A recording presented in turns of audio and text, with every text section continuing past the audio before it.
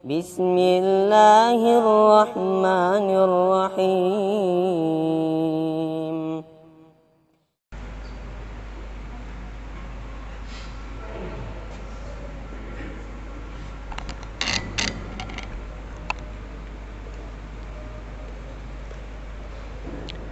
Assalamualaikum warahmatullahi wabarakatuh.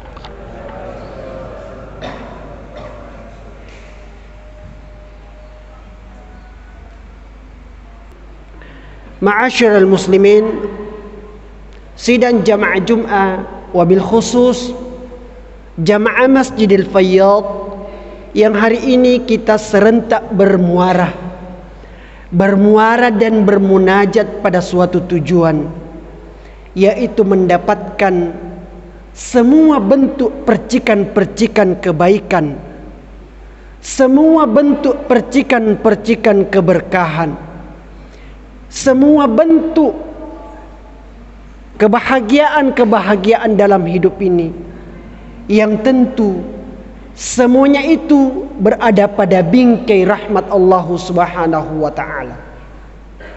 Sebab sudah menjadi sebuah kepastian dan keniscayaan buat kita semua, orang yang dirahmati oleh Allah Subhanahu wa ta'ala adalah orang yang mendapatkan petunjuk, orang yang mendapatkan cahaya, orang yang mendapatkan kebahagiaan, orang yang mendapatkan keimanan, orang yang mendapatkan seluruh bentuk-bentuk keinginannya, jawaban-jawaban doanya kepada Allah Subhanahu wa ta'ala. Ma'asyiral muslimin rahimani wa rahimakumullahu jami'a. Allah Subhanahu wa ta'ala dan Rasulnya tidak pernah meninggalkan kita sedetik pun tanpa ada nasihat,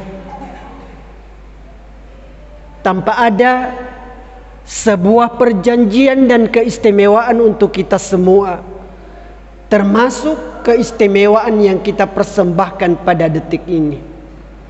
Rasulullah dari lisan beliau yang mulia, wal jum'atu ilal jum'ah mukaffirat ma bainahunna idza jtunibatil kabair.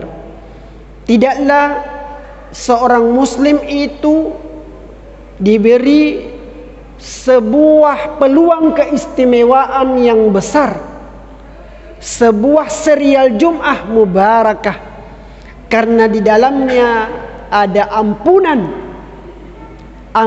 demi ampunan Allah Subhanahu wa ta'ala, yang mana kita dapatkan lewat serial Jum'ah mubarakah sekitar seorang muslim bergegas ke rumah Allah, membersihkan diri dan jiwanya, mendengarkan khutbah, mensukseskan Jum'ahnya yang mubarakah biiznillah.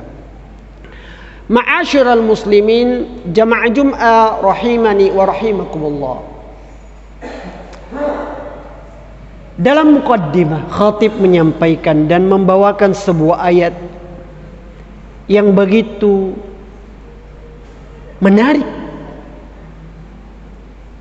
mengungkap, memberi informasi yang akurat kepada kita semua tentang perjalanan sebagai generasi pelanjut yang terus berjalan sampai dunia ini berakhir.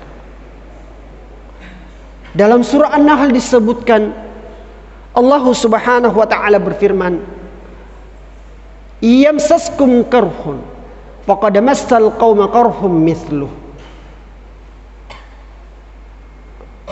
Ma'asyiral muslimin, kalau engkau pernah merasakan luka, kalau engkau pernah merasakan kepayahan, mereka pun pernah merasakan itu. Luka yang kita rasakan, orang lain pun pernah merasakan luka tersebut. Tentu ayat ini bermuara pada sebuah asbabun nuzul. Seorang sahabiyah wanita yang parubaya datang menghampiri Rasulullah sallallahu alaihi wasallam. Kondisi memukul-mukul wajahnya, memukul-mukul dadanya, mengadu kepada Rasulullah sallallahu alaihi wasallam tentang suaminya yang bersimbah darah. Anak sematawayangnya gugur di medan jihad perang Uhud ketika itu. Mengadu kepada Rasulullah sallallahu alaihi wasallam. Kondisi ini yang tidak sewajarnya, aduan yang begitu keras pada kondisi Rasulullah sallallahu alaihi wasallam baru saja duduk mendapatkan hampir 100 bahkan puluhan sahabat-sahabat hafizul Quran yang gugur di medan jihad. Rasulullah sampai-sampai bersabda kepada wanita tersebut, "Ahakaza yaf'alu bi rusulik?" Beginikah caramu memperlakukan sahabat? Beginikah caramu memperlakukan Rasulmu? Sampai pada Allah Subhanahu wa taala menurunkan ayat ini. Iyang sabskum karhun faqad massal qauma karhun mithluh. Kalau engkau pernah merasakan luka, maka orang lain pun pernah merasakan itu. Kalau engkau pernah merasakan kezaliman, orang lain pun pernah merasakan kezaliman itu. Wa tilkal ayyamu nudawiluha bainan nas. Begitulah cara Allah Subhanahu wa taala mempergantikan hari demi hari, masa demi masa di antara manusia. Ma'asyiral muslimin, jamaah Jumat Masjidil Fayyad rahimakumullah. Wa tilkal ayyam. Beginilah Allah Subhanahu wa taala mempergantikan generasi ke generasi berikutnya.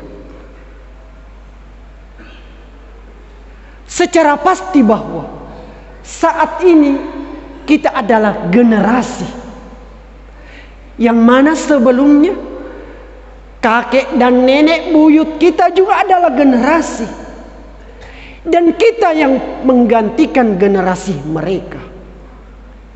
Dan sudah dipastikan bahwa tanpa kecuali kita yang ada di masjid ini pun akan tergantikan dengan generasi-generasi kita. Sunnatullah wa tilkal ayyamu nudawiluha liya'lamallahu alladhina amanu. Untuk apa Allah mengganti generasi ini? Agar Allah mampu mengetahui mana yang betul-betul beriman. Allah mau menguji orang-orang yang beriman di antara generasi ke generasi tersebut. Siapa sih yang berhasil keluar? Siapa yang tercatat bahwa dia orang yang beriman, ada keimanan pada dirinya, dia bertahan pada keimanan tersebut. Ma'asyiral muslimin, rahimani wa rahimakumullah.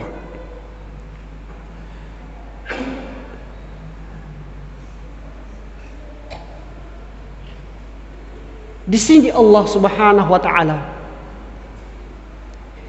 memberi penekanan kepada orang-orang yang beriman. Allah Subhanahu wa taala memberi penekanan kepada kita semua. Orang beriman pasti diuji. Ya rotama tepe engka ujianna. Orang beriman itu pasti mendapatkan ujian. Tak seorang pun manusia di atas permukaan bumi ini yang hidup dalam keadaan baik-baik saja.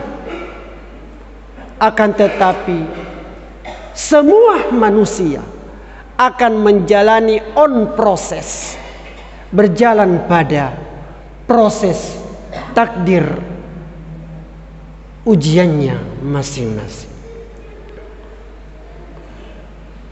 berbicara tentang ujian, tentu Al-Quran dan Sunnah tidak melepaskan kepada kita semua tanpa kecuali mendapatkan ujian dari Allah Subhanahu wa Ta'ala.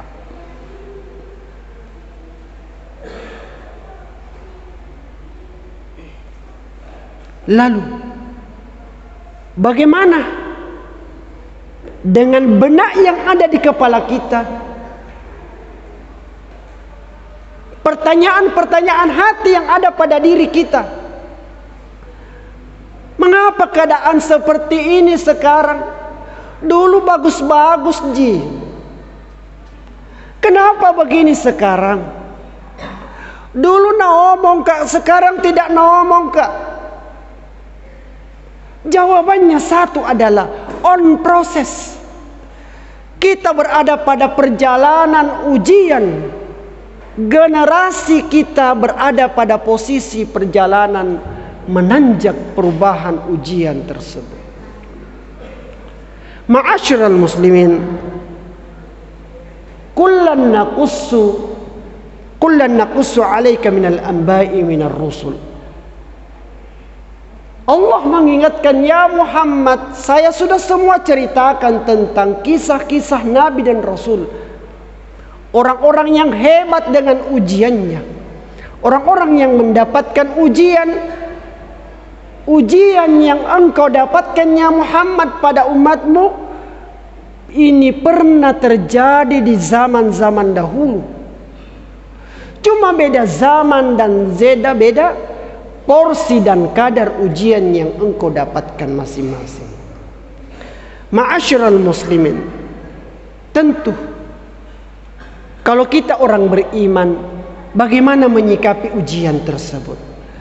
Tentu kata kuncinya dan rumusnya kita kembalikan, membuka sejarah, membuka para nabi. Asyaddun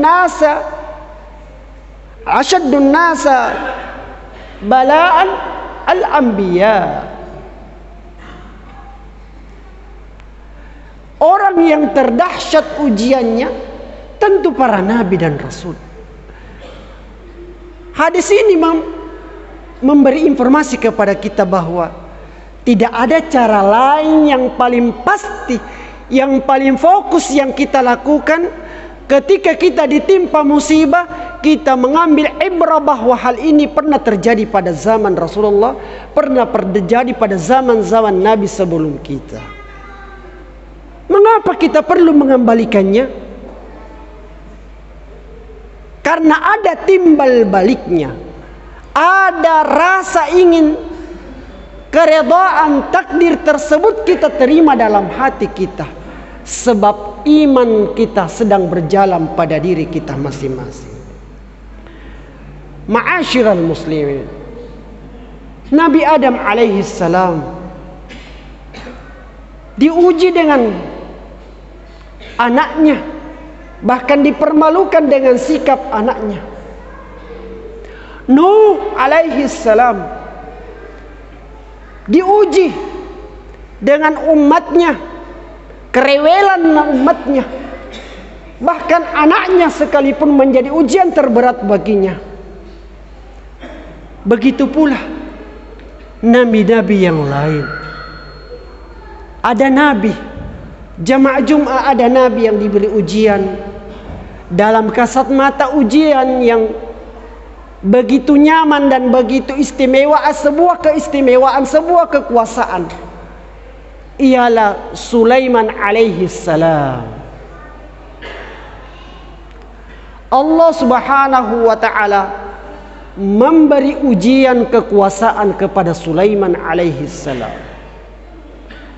Orang-orang luar sana mengatakan the king of Solomon. Ada raja penguasa. Wa idza husyirun nas wa idza husyiru Sulaiman junuduhu minal jinni wal insi wat thairi wa hum yaz'umun. Sulaiman, kekuasaannya yang begitu hebat dan begitu luar biasa. Bukan tingkat dapil, bukan tingkat provinsi, bukan tingkat negara. Akan tetapi tingkat manusia, tingkat hewan, tingkat udara, tingkat burung, yaz'umun, mereka semua takut kepada Nabi Sulaiman alaihi salam. Ingatlah dalam sejarah bagaimana wa idza atau wadin namlah. Ingatlah kisahnya di surat Namlah jamaah Jum'ah yang dirahmati Allah. Ketika para pasukan Nabi Sulaiman alaihi salam, bala tentaranya dari bangsa jin, dari bangsa binatang, berada pada muara lembah yang begitu luas. Di situ ada kerajaan semut, ada ratu semut. Dalam Al-Quran disebutkan Ratu Namlah. Ratu Namlah. Udkhulu masakinakum. Ratu ini ketika melihat pasukan Sulaiman alaihi salam, memerintahkan kepada anak buahnya, wahai semut-semut pengikutku sekalian, masuklah ke tempat-tempat ke lubang-lubang kalian. La yaqtimannakum Sulaiman wa hum la yash'urun. Na injak-injak ke Sulaiman pasti. Na poran-porandakan ke Sulaiman. Wa hum la yash'urun, sedang dia tidak merasakannya, sedang dia tidak mengetahuinya. Namun kekuasaan yang dimiliki oleh Sulaiman alaihi salam adalah kekuasaan ketawaduan, keimanan kepada Allah subhanahu wa ta'ala. Fatabassama dhahika. Sulaiman tertawa. Wa qalat laha Rabbi auzi'ni an ashkura ni'mataka allati an'amta alayya wa ala walidayya wa na'mal salihan tardah wa adkhilni birahmatika fi ibadika salihin. Tidak ada jawaban, tidak ada jawaban Nabi Sulaiman merasakan sebuah kenikmatan kekuasaan, mampu mendengarkan perbincangan semut-semut yang ada di hadapan matanya. Dia menengadah dan berdoa kepada Allah Subhanahu wa taala, Rabbi auzi'ni, anugerahkan kak puang puang arek ka awatangan. Ya Allah, berikan aku kesyukuran untuk menambah amal solehku, menambah kesyukuranku, kesyukuran atas segala bentuk nikmat yang Engkau berikan, juga nikmat yang Engkau berikan kepada bapakku, orang tuaku. Wa an a'mala salihan tardahu, biarkan saya berada pada kerajaan yang Engkau ridhoi ini. Wa adkhilni birahmatika fi ibadika salihin, jangan ada kotak, jangan Engkau jauhkan aku dari orang-orang yang Engkau rahmati. Masukkan aku dalam orang-orang yang Engkau rahmati, orang-orang yang soleh dalam kehidupanku. Ma'asyiral muslimin rahimani wa rahimakumullah. Tentu banyak kisah lagi, termasuk sang intelijen Hudhud, big badan intelijen kerajaan. Dikisahkan dalam Al-Quran berkali-kali bagaimana seekor burung hudhud memiliki keyakinan tauhid yang begitu tinggi. Lewat keyakinan hudhud mengislamkan satu kerajaan, satu dinasti kerajaan Ratu Balkis lewat akidah. Begitu pula dengan bagaimana kekuasaan Nabi Sulaiman kepada bangsa-bangsa jin yang jahat dan bangsa-bangsa jin yang beriman. Ma'asyiral muslimin rahimani wa rahimakumullah. Bagaimana dengan kisah Nabi Musa? Nabi Musa yang harus berhadapan dengan Fir'aun wa Haman. Bagaimana Musa harus berhadapan dengan Fir'aun wa Haman? Berkali-kali dalam Al-Quran disebutkan Haman, Fir'aun wa Haman. Siapa ini Fir'aun, siapa ini Haman? Fir'aun adalah raja penguasa Mesir ketika itu. Ada sosok yang menjadi menteri yang tercerdas, menteri ahli strategi, menteri ahli arsitek. Dialah Haman. Sebagai petunjuk, sebagai inspirator, apa yang dikatakan Haman itu pula yang diikuti oleh Fir'aun. Sampai-sampai dalam Al-Quran disebutkan, wa qala fir'aunu ya ayyuhal mala'u ma 'alimtu lakum min ilahin ghairi. Wahai para pengikutku, Fir'aun berkata, wahai para pengikutku, aku tidak melihat di antara kalian ada Tuhan yang kalian sembah kecuali diriku. Dan disambungkan dalam Al-Quran, fa'auqit li ya Haman. Ya Haman, bakarkan aku tanah liat. Dalam surah An-Nahl disebutkan, panaskan tanah liat ini untuk membangun sebuah menara yang begitu tinggi. Kai attali'u ila ilahi Musa. Buatkan aku menara yang tinggi agar aku bisa melihat Tuhannya Musa. Setelah engkau jadikan menara tersebut, berikan aku busur, akan kubusur Tuhannya Musa. Ini adalah ungkapan-ungkapan Fir'aun la'natullahi alaihi. Ketika itu menara pun jawaban terjawabkan oleh Haman. Meskipun Haman sempat berkata kepada Fir'aun, ya Tuan, untuk apa kita membangun menara? Percuma kita membangun menara tinggi-tinggi, ketika kita sampai di atas kita tidak akan menemukan Tuhannya Musa. Innahum minal kadzibin. Musa itu berbohong. Tiada Tuhan di atas engkau. Sehingga dalam sejarah malaikat menghancurkan menara-menara ini menjadi patah tiga, dan 50.000 lebih semua pekerja tertimbun dengan timbunan-timbunan menara tersebut. Ma'asyiral muslimin, rahimani wa rahimakumullah.